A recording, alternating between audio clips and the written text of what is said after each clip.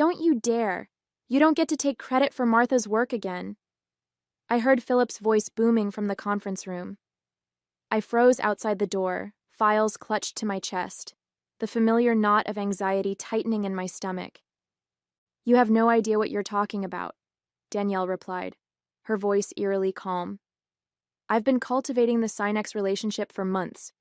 Martha is simply executing my strategy. I took a deep breath and pushed through the door. Both of them turned to look at me. Philip, my loyal team member with his perpetually rumpled blazer, and Danielle Fulton, our newly promoted vice president of sales, immaculate in her tailored suit that probably cost more than my monthly mortgage payment. Martha, perfect timing, Philip said, relief washing over his face.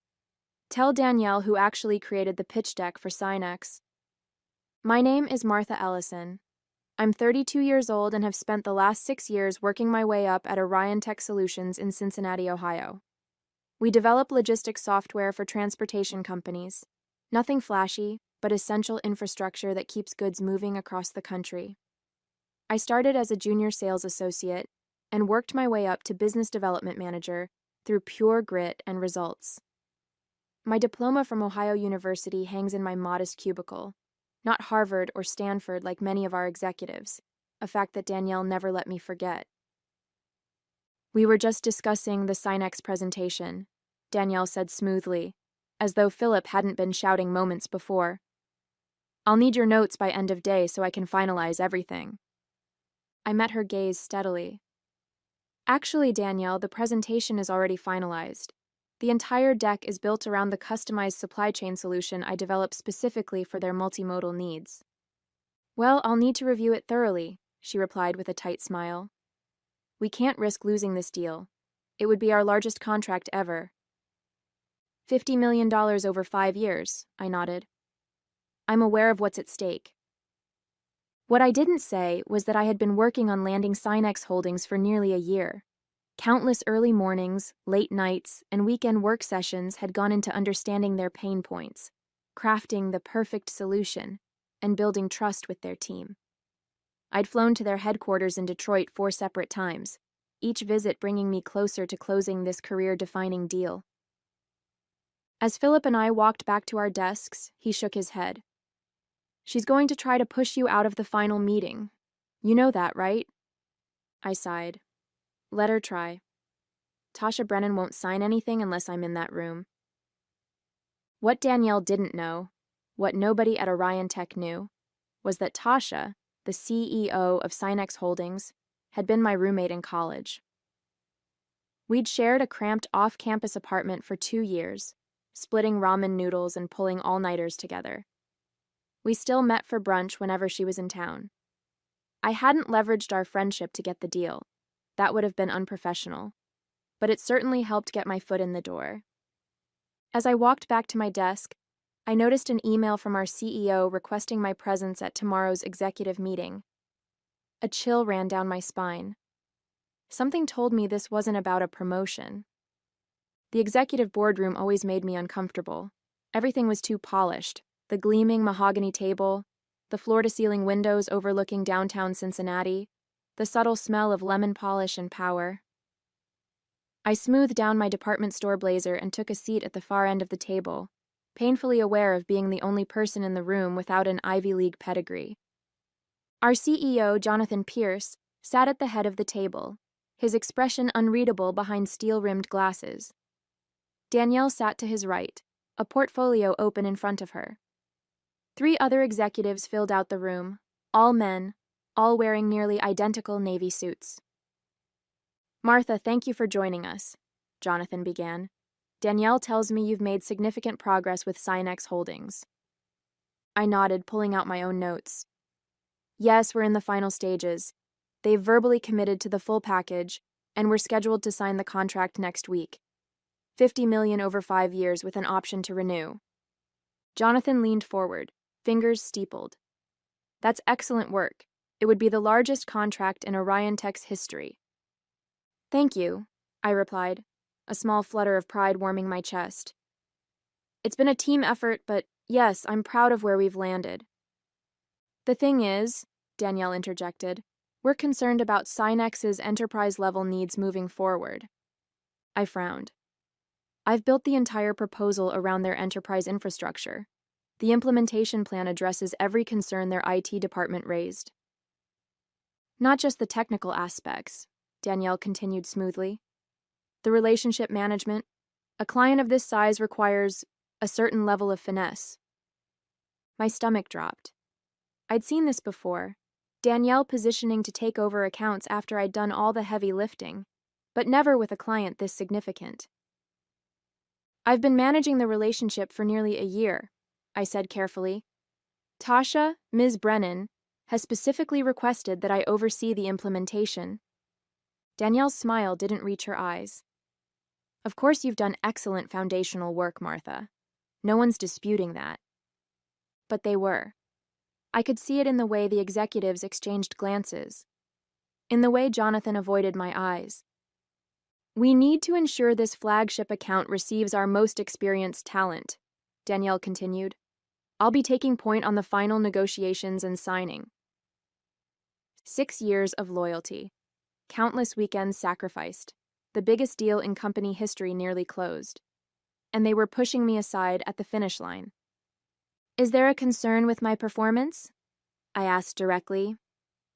Jonathan finally looked at me. Not at all. You've exceeded expectations. But as we grow, we need to consider the image we project to high-value clients. Danielle has experience with Fortune 500 accounts that you simply don't have. What he didn't say, but what hung in the air between us, was that Danielle had a Harvard MBA and connections in all the right places. I had a state school diploma and results. Somehow results weren't enough anymore. The next week passed in a blur of forced smiles and late nights. I handed over all my Synex files to Danielle, briefed her on every conversation I'd had with their team, and even drafted talking points for the final meeting. I did everything asked of me with professional courtesy, even as resentment burned in my chest. On Friday afternoon, with the contract signing scheduled for Monday morning, I received another calendar invitation from Jonathan. Another executive meeting, this time with HR copied. My heart sank. I knew what was coming, but it still felt like a bucket of ice water when I walked into the room and saw the manila folder sitting in front of my chair. Martha, thank you for your contributions to Orion Tech, Jonathan began, his corporate mask firmly in place. As you know, we're constantly evaluating our organizational structure to ensure we're positioned for the next phase of growth. I remained silent, waiting for him to get to the point. Beside him, Danielle had the decency to look slightly uncomfortable. We've decided to restructure the business development department, effective immediately, he continued. Unfortunately, your position has been eliminated.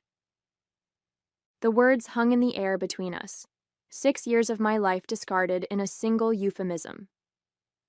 I see, I said, my voice surprisingly steady. May I ask why now, days before closing the largest contract in company history? This isn't about the Synex deal, Jonathan replied, though we all knew it was. This is about our long-term strategic direction. We need to elevate our team's credentials as we pursue more enterprise clients. You mean you need people with fancier diplomas? I said flatly. His expression tightened. We need people with elite educational backgrounds and enterprise experience moving forward. His eyes flickered briefly to the Ohio University degree that had been packed in the box now sitting at my feet. Danielle leaned forward. We're prepared to offer a generous severance package, 3 months' salary and benefits, plus a letter of recommendation. How thoughtful, I replied, the bitterness finally seeping into my voice. I could feel my face flushing with anger and humiliation. 6 years of sacrifice distilled into a paltry goodbye package. The head of HR, a woman I'd barely interacted with during my time at Orion Tech, slid the manila folder toward me. All the details are in here. We'll need your badge and laptop before you leave today. I looked at each of their faces, searching for a shred of genuine regret or appreciation for what I'd built. There was none. Just discomfort at an unpleasant task and eagerness to move on. Thank you for the opportunity, I finally said. standing up and gathering my things with as much dignity as I could muster. No dramatic speech, no tears, no begging. I simply took the folder, nodded, and walked out. As I packed up my cubicle, Philip hovered nearby, his face a mask of outrage and sympathy. "This is insane! After everything you've done? After Synex?" I carefully wrapped my Ohio University diploma in tissue paper. "It's fine, Philip. Really. It's not fine. You landed a $50 million deal, and they fire you before the ink is dry? You should fight this." I looked at him, a strange calm settling over me despite the day's devastation. They've made their choice, and on Monday morning, they're going to realize it was the wrong one. "What do you mean?" I smiled slightly as I closed the box. "Just wait and see." Monday morning, 9:30 a.m. I was sitting in my apartment in yoga pants, sipping coffee and scrolling through job listings when my phone lit up with a text from Tasha. "About to head into the Lion's Den. Wish you were here? Brunch this weekend to celebrate?" I smiled, typing back, "Absolutely." "Good luck today. Call me after." What Tasha didn't know, what I hadn't told her, was that I wouldn't be in the meeting. I deliberately hadn't mentioned my termination during our brief call over the weekend. Some might call it calculating, but I preferred to think of it as letting events unfold naturally. My phone buzzed again almost immediately with Tasha's reply. "Of course. Can't wait to work with you on this." I set my phone down, trying to ignore the twisted knot in my stomach. Part of me felt guilty for not warning her. A larger part of me wanted Orion Tech to experience the consequences of their decision firsthand. Across town, in the gleaming Orion Tech conference room, Danielle Fulton would be arranging presentation materials, making sure everything was perfect for the most important signing in company history. Jonathan would likely be there early, too, ready to take credit for the acquisition. They'd be smiling, confident, completely unaware of the tsunami heading their way. My phone rang at 10:15 a.m. Philip's name flashed on the screen. "Martha, oh my God," he said the moment I answered. "You are not going to believe what just happened." "Try me," I replied, setting down my coffee mug.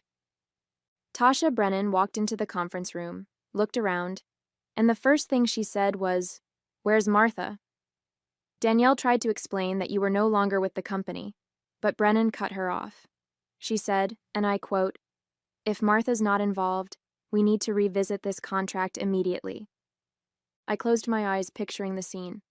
What did Jonathan do? He started doing damage control, talking about team approaches and how they value your contribution, but are moving in a strategic direction. Complete bull. Brennan wasn't having it. She said she'd been clear from the beginning that you were the reason Synex was considering Orion Tech, and without you, the deal needs to be reevaluated. A small vindictive part of me savored the image of Danielle's face as her victory crumbled. "Then what happened?" I asked.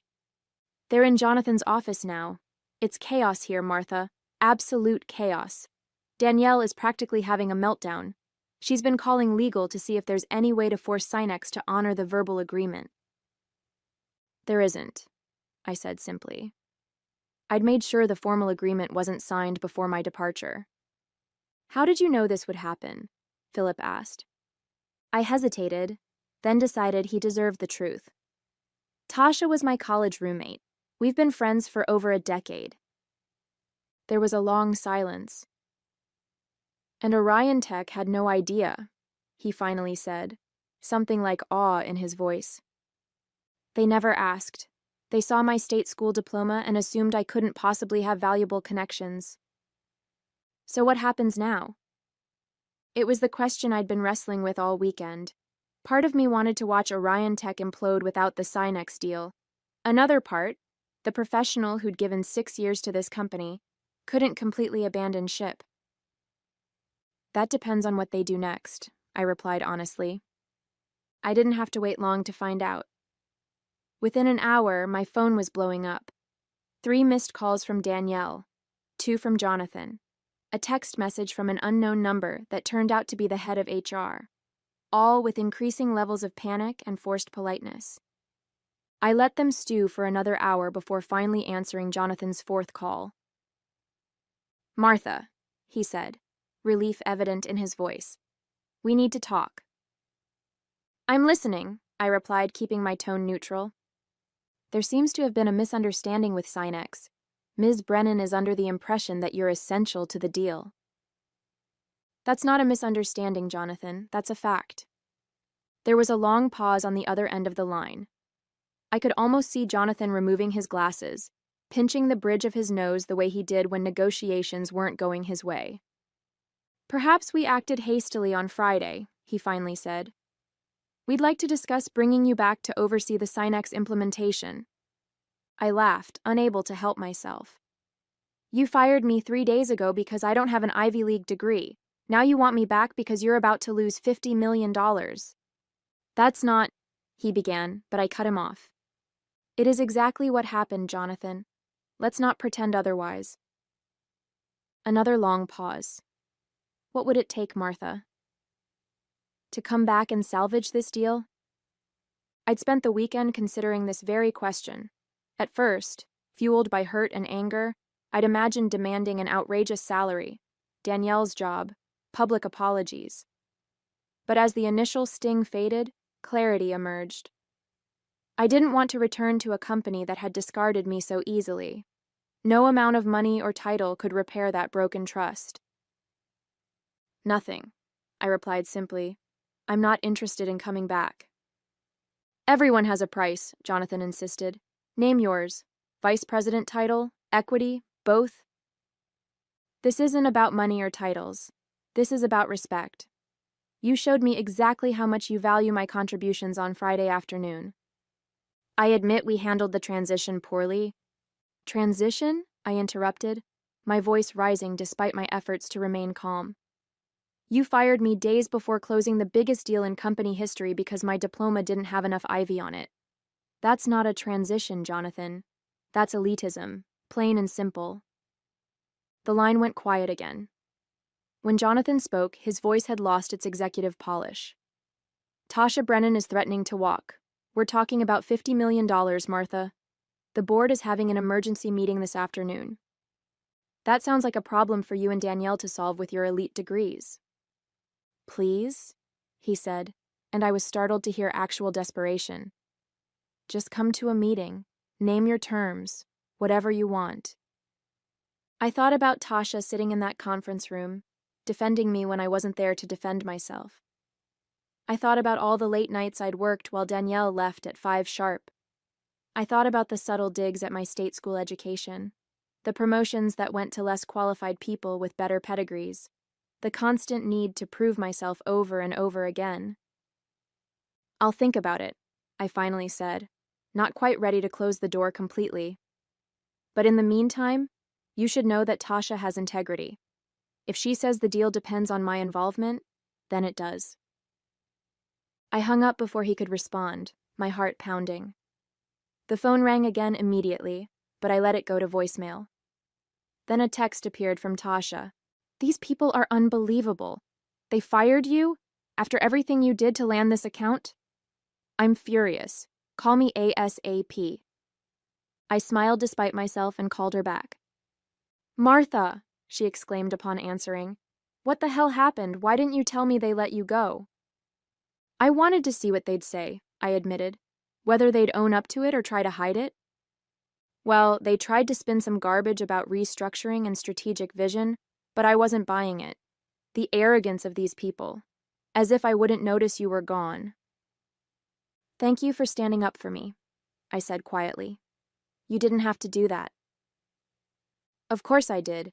You're the only reason we considered Orion Tech in the first place. Their solution isn't even the best on the market, but you convinced me you could make it work for our needs." I hesitated before asking the question that had been hovering in my mind. "So what happens now? With the contract?" Tasha's voice took on the sharp, decisive tone I recognized from our college days when she'd decided something important. "That depends on you. If you want me to walk away from Orion Tech completely, I will. but I have another idea, if you're interested. I'm listening. You remember Gregory Wilson? He was a year ahead of us, economics major? Vaguely, I replied, trying to place the name. He founded Wilson Enterprise Solutions 5 years ago, direct competitor to Orion Tech, but with a more innovative approach. They've been trying to get a meeting with me for months. I sat up straighter, immediately seeing where she was going with this. Greg's looking for a new business development director, Tasha continued. Someone who understands logistics software and has connections in the industry. Sound like anyone you know? You want me to go work for a direct competitor? I asked, my mind racing with possibilities. I want you to interview with them, Tasha clarified. What happens after that is up to you and Greg. But yes, if you took the job and if their solution meets our needs, I'd be very interested in discussing a partnership. The pieces clicked into place with dizzying speed. I could jump to a competitor, bring Synex with me, and show Orion Tech exactly what they'd thrown away. It was the perfect revenge, professional, clean, and completely ethical. Send me Greg's contact information, I decided. I'll reach out today. Already texted it to you, Tasha replied, and I could hear the smile in her voice. He's expecting your call. 3 hours later, I was sitting in a downtown cafe across from Gregory Wilson, founder and CEO of Wilson Enterprise Solutions. He was younger than I expected, barely 40, with the energetic presence of someone who built something from nothing. Tasha speaks very highly of you, he said after we'd exchanged pleasantries. Says you're the most client-focused person she's ever worked with. I believe in relationships over transactions, I replied. Technology changes, but trust is constant. We spent the next hour discussing his company, my experience, and the logistics software market. Unlike my interviews at Orion Tech years ago, Greg never once asked about my educational background. He was focused entirely on results and approaches. So here's the situation, he finally said, leaning forward. We're a smaller player than Orion Tech, but we're growing fast. Our technology is superior, more adaptable, cloud native, better UI. What we lack is someone who can get us in front of the right enterprise clients. Someone with relationships and industry knowledge? I nodded. Exactly. I'll be blunt, Martha. I want to poach you. I want to offer you our business development director position, reporting directly to me. Full autonomy over your client strategy, equity in the company, and a salary that will make Orion Tech's best offer look insulting. My eyebrows rose. That's quite a pitch. I believe in investing in talent, Greg shrugged.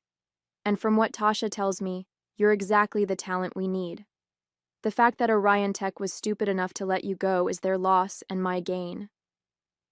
For the first time since Friday, I felt a genuine smile spread across my face. I like your approach, Greg. When would you need an answer? How about right now? He challenged, a twinkle in his eye. I laughed. I appreciate the enthusiasm, but I'll need to see the formal offer first. Though I have to admit, I'm definitely interested. Fair enough. I'll have it to you by end of day. He stood and extended his hand. I'm looking forward to working together, Martha. As we shook hands, my phone buzzed with another call from Jonathan. I silenced it without looking. Problem? Greg asked, noticing the gesture. Not anymore, I replied with certainty. By the time I got home, I had 7 missed calls from Orion Tech executives, 3 voicemails pleading for a meeting, and an email from Danielle that was almost comically desperate. I deleted them all and opened the formal offer Greg had sent over. The compensation package made me gasp. Base salary twice what I'd been making, significant equity, signing bonus, relocation allowance if I wanted it. Most importantly, the title and authority I deserved. I signed it immediately and emailed it back. Then I called Tasha. It's done, I told her. I start at Wilson next Monday. Perfect, she replied, satisfaction evident in her voice. I just emailed Orion Tech formally, withdrawing from contract discussions. How did they take it? Like they'd been hit by a truck. Jonathan actually suggested they might take legal action. I snorted. On what grounds? You never signed anything. Exactly what I told him. I also mentioned that we're exploring other options that better align with our strategic direction. Let me guess. You're meeting with Wilson next week. Tuesday morning. I thought you might want to sit in. I laughed, feeling lighter than I had in months. Wouldn't miss it for the world. The next months unfolded like a masterclass in professional karma. I started at Wilson Enterprise Solutions the following Monday, diving into my new role with enthusiasm and purpose. Greg gave me the freedom to build my team and strategy from scratch, without the constraints I'd faced at Orion Tech. My first official act as business development director was to prepare for the Synex meeting. When Tuesday arrived, I walked into the conference room with confidence, greeting Tasha with a warm hug before seamlessly transitioning into my presentation. 2 hours later, we had the framework of an agreement. $45 million over 5 years, slightly less than the Orion Tech deal, but with significantly better technology and implementation support. Word travels fast in our industry. When news broke that Synex Holdings had signed with Wilson instead of Orion Tech, other clients took notice. My phone started ringing with calls from contacts I'd cultivated over the years, all curious about why I'd made the switch and what Wilson could offer that Orion Tech couldn't. I never spoke ill of my former employer. I didn't have to. The facts spoke for themselves. Orion Tech had fired me immediately after I landed their biggest ever contract, then lost that same contract when the client discovered I was gone. It was a cautionary tale that executives whispered about at industry conferences. 3 months into my new role, I got an unexpected LinkedIn message from Philip. Danielle was let go yesterday. Board cited the Synex disaster and failure to retain key talent. Thought you'd want to know. I felt a moment of satisfaction, quickly followed by concern for my former team. How are things there? I wrote back. Tense. Stock is down 30% since the Synex news. Rumors of layoffs. I didn't celebrate. Instead, I sent Philip a message. If you're interested in a change, Wilson is hiring. We value results over pedigree here. 2 weeks later, he joined my team, the first of several talented Orion Tech employees who made the switch in the coming months. 1 year after my unceremonious firing, Wilson Enterprise Solutions had grown by 150%. Our client roster included 3 former Orion Tech flagship accounts, including Synex Holdings. My team, now 15 strong and growing, was a diverse mix of backgrounds, educations, and experiences, united by their drive and client focus. I'd just wrapped up our quarterly planning meeting when my assistant said Greg wanted to see me. I found him in his office, reviewing financial projections with a satisfied expression. The board meeting went well? I asked, taking a seat. Greg looked up with a grin. Extremely. We're on track to surpass Orion Tech in market share by Q3. That's ahead of projections. It is, largely thanks to you and your team. He pushed a folder across the desk, which is why I wanted to discuss this with you first. Inside was a press release draft announcing my promotion to Chief Revenue Officer, effective immediately. Greg, I don't know what to say, I managed, genuinely surprised. Say yes. You've earned it. You've transformed our sales organization, brought in top talent, and landed clients we couldn't even get meetings with before. I smiled, thinking about how different this moment felt from my last executive interaction at Orion Tech. Then yes. Absolutely yes. As I left Greg's office, I checked my phone and found a text from Tasha. Have you seen the news about Orion Tech? I hadn't. A quick search revealed the headlines. Orion Tech had announced a strategic restructuring following 4 consecutive quarters of declining revenue. Jonathan Pierce was stepping down as CEO. The company was seeking a buyer. I felt no joy at their downfall, only a sense of professional vindication. They had valued pedigree over performance, connections over competence, appearances over results. The market had simply corrected their mistake. That evening, I passed the Ohio University diploma hanging proudly in my new corner office.